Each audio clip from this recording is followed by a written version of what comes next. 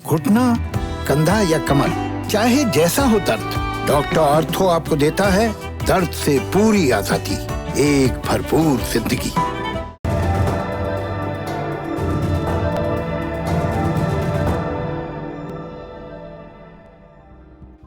नमस्कार, मेरा नाम है प्रतीक्षा और आप देखना शुरू कर चुके हैं इंटरनेशनल खबरों का लल्लन टॉप बुलेटिन दुनियादारी। आज बात एक सीज फायर के ऐलान की, जिसे धकिया कर कोने में बिठा दिया गया। ऐलान जो रूस की निगहबानी में हुआ और 24 घंटे बीतने से पहले ही निगाहें फेर ली गईं। दो देश एक बार फिर से बाहें चढ़ाए एक दूसरे की गर्दन दबोचने के लिए तैयार हो चुके हैं। ये सब हो कहां रहा है? अजरबैजान और आर्मेनिया दशकों तक साझा इतिहास रहा। दोनों मुल्क सोवियत संघ का हिस्सा थे। सोवियत संघ टूटा तो अपने अपने रास्ते चले, मगर एक कड़ी जुड़ी रह गई, जिसने आने वाले समय का सुकून छीन लिया, जिसने दोनों देशों के रिश्तों में चिंगारी लगा रखी है। ये आग समय समय पर भड़कती रहती है। इस दुखती कड़ी का नाम है नगोर्नो काराबाख। अजरबैजान की सीमाओं के अंदर का एक पहाड़ी इलाका। यूनाइटेड नेशंस के हिसाब से यह हिस्सा अजरबैजान का है, लेकिन यहाँ पर बहुलता आर्मेनिया मूल के लोगों की है। नगोर्नो काराबाख की सरकार भी आर्मेनिया को सपोर्ट करती है। अजरबैजान इस इलाके को वापस अपने कब्जे में लेना चाहता है। इसी को लेकर छिड़ी है लड़ाई। कब से? 27 सितंबर 2020 से। दरअसल सितंबर में नगोर्नो काराबाख के इलाके से अजरबैजान का एक ट्रक गुजर रहा था। इसे आर्मेनिया की सेना ने बम मारकर उड़ा दिया। इस हमले ने चिंगारी भड़का दी। गुस्सा पहले से पनप रहा था, इस घटना ने वजह दे दी। तभी से दोनों देशों की सेनाएं एक दूसरे के खिलाफ मोर्चा संभाले हुए हैं। इस लड़ाई में नया मोड़ तब आया जब 4 अक्टूबर को अजरबैजान के दूसरे सबसे बड़े शहर गैंजा पर हमला शुरू हो गया। हमले में लगभग 3000 निर्दोष नागरिकों की जानें गईं। इस हमले की जिम्मेदारी ली नगोर्नो काराबाख की सेना ने। इसके जवाब में अजरबैजान ने नगोर्नो काराबाख की राजधानी स्टेपनाकर्ट पर बमबारी शुरू कर दी। दोनों तरफ से सैकड़ों जाने गई, निर्दोष लोगों का खून बहा, मगर दोनों तरफ की सरकारें लड़ाई रोकने के मूड में नहीं दिखी। लेकिन कुछ ताकतें थीं जो इस आग में पानी डालने की पूरी कोशिश कर रही थी। ये खून खराबा रोकने की कोशिश कौन कर रहा था? वो देश जिनकी तूती बोलती है, जो दुनिया को राह दिखाते हैं। एक तरफ युद्ध चल रहा था, वहीं दुनिया के बड़े देश इस युद्ध को रोकने की जुगत लगा रहे थे। अमेरिका, रूस, फ्रांस जैसे देश बार बार शांति से बैठकर बात करने की अपील कर रहे थे। दरअसल आर्मेनिया और अजरबैजान से बड़े देशों के हित जुड़े हैं। अगर लड़ाई बढ़ी तो निर्दोष लोगों की जानें तो जाएंगी ही, बड़े देशों को भी इस युद्ध में भागीदार बनना पड़ सकता है। इससे तीसरे विश्व युद्ध का खतरा पनपेगा, वैसे ही जैसे हंगरी और सर्बिया के बीच शुरू हुआ झगड़ा पहले विश्व युद्ध का कारण बना था। वैसे हालात ना बने, इसके लिए कोशिशें चल रही थीं। इसमें पहली सफलता मिली रूस को। शनिवार 10 अक्टूबर की दोपहर रूस की राजधानी मॉस्को में मीटिंग हुई। आर्मेनिया और अजरबैजान के बीच इस मीटिंग की मध्यस्थता रूस कर रहा था। 10 घंटे तक चली मीटिंग के बाद युद्ध विराम पर सहमति बन गई। तय हुआ कि दोनों पक्ष कैदियों और लाशों की अदला बदली करेंगे। इस प्रोसेस के बीच किसी भी तरफ से हमला नहीं किया जाएगा। आगे के लिए बातचीत जारी रहेगी। इस ऐलान से एक उम्मीद जगी। 2 हफ्ते से चल रहा खून खराबा थम जाएगा, दोनों पक्ष बैठकर विवादित जमीन का मसला सुलझा लेंगे और तीसरे विश्व युद्ध की आशंका भी गलत साबित होगी। लेकिन असल में क्या हुआ? असल में सारी उम्मीदें हवाई साबित हुई। युद्ध विराम की घोषणा के 24 घंटे भी न बीते होंगे, बमबारी शुरू हो गई। 11 अक्टूबर को गैंजा शहर पर हुए हमले में दर्जनों नागरिकों की जान चली गई।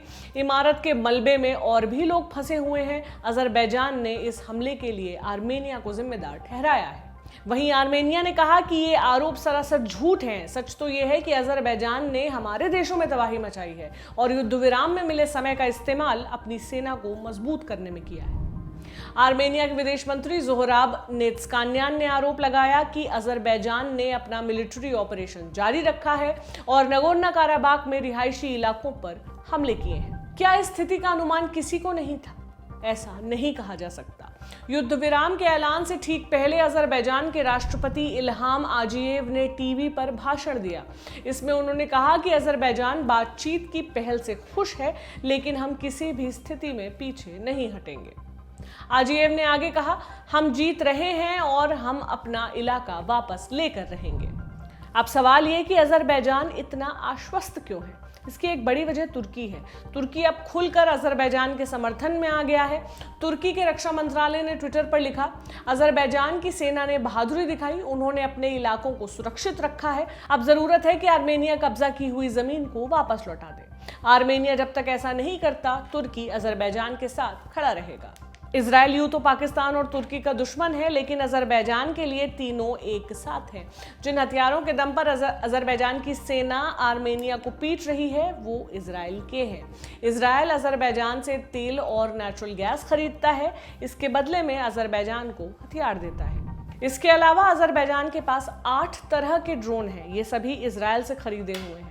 अजरबैजान के राष्ट्रपति के सहायक हिकमत हाजिएव ने इजराइल के हथियारों की खूब तारीफ की।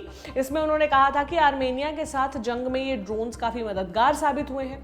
अजरबैजान के हमले के कई वीडियो भी सोशल मीडिया पर जारी हुए हैं। इनमें दिख रही स्पाइक एंटी टैंक मिसाइल भी इजराइल से इंपोर्ट हुई हैं। दोनों देशों के बीच कई सैन्य करार हैं जो अभी वाले युद्ध में अजरबैजान की मजबूती माने जा रहे हैं। इन्हीं के दम पर अजरबैजान अपने कदम टिकाए हुए है। ये तो हुई अजरबैजान की बात। आर्मेनिया के पक्ष में कौन है? आर्मेनिया के पक्ष में है रूस। आर्मेनिया रूस से हथियार खरीदता है, दोनों के बीच डिफेंस डील भी है। रूस के राष्ट्रपति व्लादिमीर पुतिन ने कहा है कि अगर हालात नहीं सुधरे तो रूस आर्मेनिया की तरफ से युद्ध के मैदान में उतर सकता है। इसके अलावा ईरान भी आर्मेनिया की तरफ से अब दांव आजमा सकता है। अभी तक ईरान शांति की अपील कर रहा था, जब से रिपोर्ट आई है कि तुर्की सीरिया के जिहादियों को अजरबैजान की तरफ से लड़ने के लिए भेज रहा है, तब से ईरान ने नजरें टेढ़ी कर ली हैं। ईरान ने साफ कहा है कि वो सीरियाई आतंकियों को कतई बर्दाश्त नहीं करेगा, जिनके खिलाफ वो सालों से लड़ रहा है। इसी बहाने ईरान ने तुर्की को धमकी दे दी है कि अगर तुर्की ने अपनी हरकत बंद नहीं की तो ईरान खुलेआम आर्मेनिया के समर्थन में आएगा। ये नई दुनिया है, इसमें सभी देशों के हित एक दूसरे से गुत्थम गुत्था है। एक के हित अहित का असर दूसरे पर दूर तक होता है। अजरबैजान और आर्मेनिया की लड़ाई में जिस तरह से बाकी देशों के कूदने की संभावना बढ़ती जा रही है, वो देखकर तीसरे विश्व युद्ध की आशंका से कतई इनकार नहीं किया जा सकता है। ये अवश्य ही विनाशकारी होगा। रूस की एक कोशिश विफल हो चुकी है। पहली बातचीत के समझौते हवा में उड़ाए जा चुके हैं। देखना दिलचस्प होगा कि ये मनमुटाव आगे क्या लेकर आएगा। जहां तक जानमाल के नुकसान की बात है, आर्मेनिया सरकार के मुताबिक इस लड़ाई में अब तक उसके 400 से अधिक सैनिकों की मौत हो चुकी है। यूनाइटेड नेशंस ने अब तक 58 नागरिकों की मौत का अनुमान लगाया है। अजरबैजान की सरकार अपनी तरफ से हुई मौतों का डेटा नहीं बता रही है। जिस तरह के हालात पनप रहे हैं, कोई भी अनुमान बेमानी साबित होने वाला है। ये था हमारा बड़ी खबर सेगमेंट। अब बढ़ते हैं सुर्खियों की तरफ। पहली सुर्खी अमेरिका से है। राष्ट्रपति डोनाल्ड ट्रंप ने कहा है कि वो चुनावी रैलियों में हिस्सा लेने के लिए पूरी तरह से तैयार हैं। उन्होंने कहा है कि वो पूरी तरह से कोविड नेगेटिव हो चुके हैं और हर तरह की जंग लड़ने के लिए तैयार हैं। हालांकि ट्रंप के दावे का कोई सबूत अभी तक नहीं मिला है। इससे आशंका है कि उनकी रैली की वजह से कोरोना संक्रमण काफी तेजी से फैल सकता है। ट्रंप ने अपने ट्वीट में कोरोना से पूरी तरह सुरक्षित होने का दावा किया है। ट्विटर ने उनके इस ट्वीट को फ्लैग कर दिया। ट्विटर की प्रवक्ता के अनुसार राष्ट्रपति ट्रंप का ये ट्वीट कोविड-19 के संबंध में भ्रामक दावे कर रहा था। ट्रंप 2 अक्टूबर को कोरोना पॉजिटिव पाए गए थे। वो इलाज के बीच से ही अस्पताल छोड़कर व्हाइट हाउस पहुंच गए थे। दूसरी सुर्खी स्वीडन से है। इस साल इकोनॉमिक्स की फील्ड में 2 अमेरिकी अर्थशास्त्रियों को नोबेल पुरस्कार मिला है। पॉल मिलग्रोम और रॉबर्ट विल्सन को ऑक्शन थ्योरी के विकास के लिए नोबेल देने का ऐलान हुआ है। स्वीडिश एकेडमी ने कहा कि इससे दुनिया भर के खरीदारों, विक्रेताओं और टैक्स पेयर्स को फायदा होगा। 2019 में अर्थशास्त्र का नोबेल वैश्विक गरीबी को कम करने के प्रयास के लिए दिया गया था। अर्थशास्त्र में नोबेल प्राइज देने की शुरुआत 1968 में हुई थी। आज की तीसरी सुर्खी पड़ोसी देश बांग्लादेश से है। पीछे कुछ दिनों से राजधानी ढाका और अन्य शहरों में हुए प्रदर्शनों के बाद बांग्लादेश सरकार ने बलात्कार के मामले में आजीवन कारावास को मौत की सजा में बदलने के प्रस्ताव को मंजूरी दे दी है। बांग्लादेश के कानून मंत्री अनीसुल हक ने बताया कि राष्ट्रपति अब्दुल हामिद इस संबंध में 13 अक्टूबर को अध्यादेश जारी कर सकते हैं। बांग्लादेश में इस साल जनवरी से अगस्त के बीच रेप के 889 मामले सामने आए। इनमें से 41 में पीड़िता की जान चली गई थी।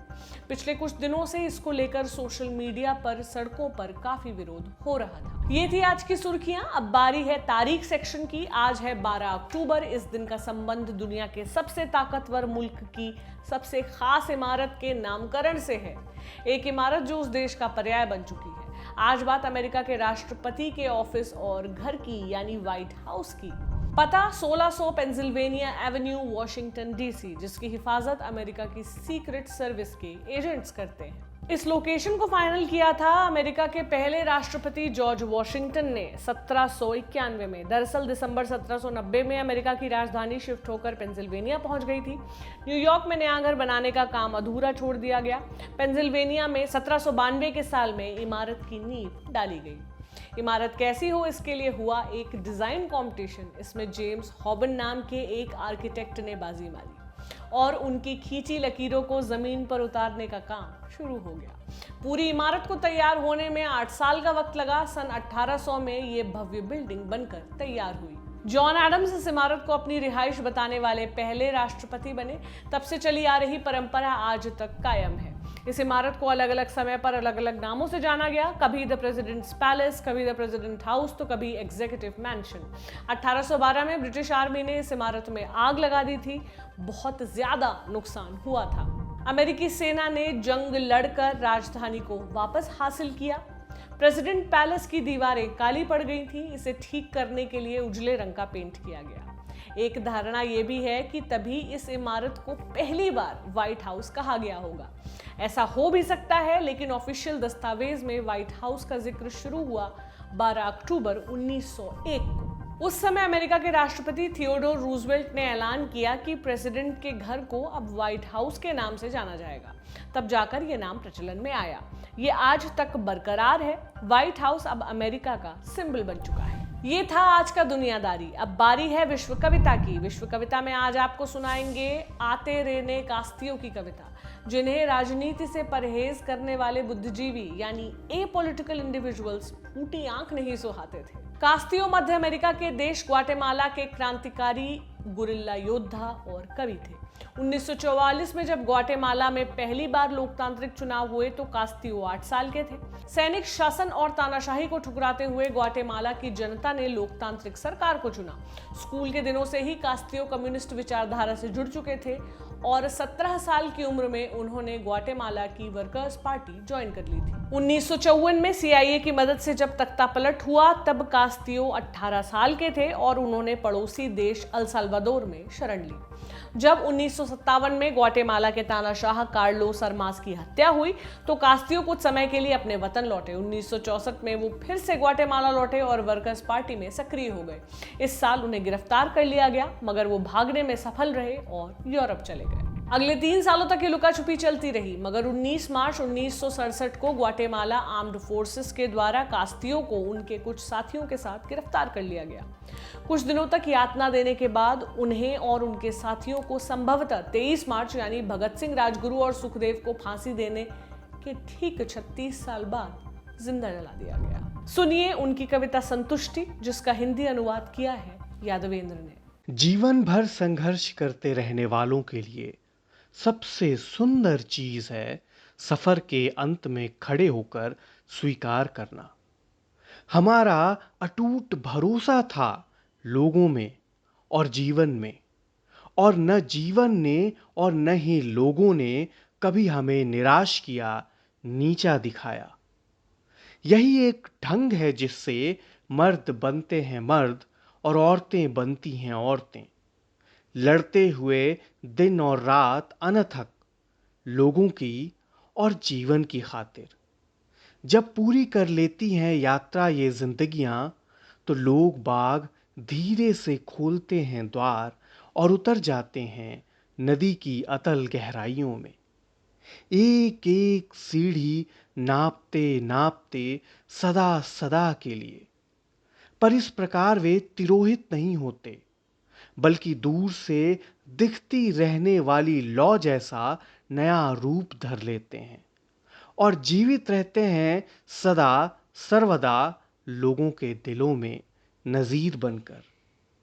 जीवन भर संघर्ष करते रहने वालों के लिए सबसे सुंदर चीज है सफर के अंत में खड़े होकर स्वीकार करना।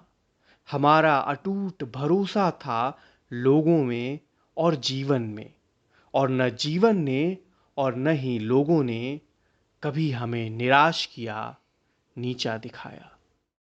कसर रह गई हमारी कोशिशों में, कसक रह गई कि देश जितना बेहतर, जितना महान हो सकता था, हो नहीं पाया।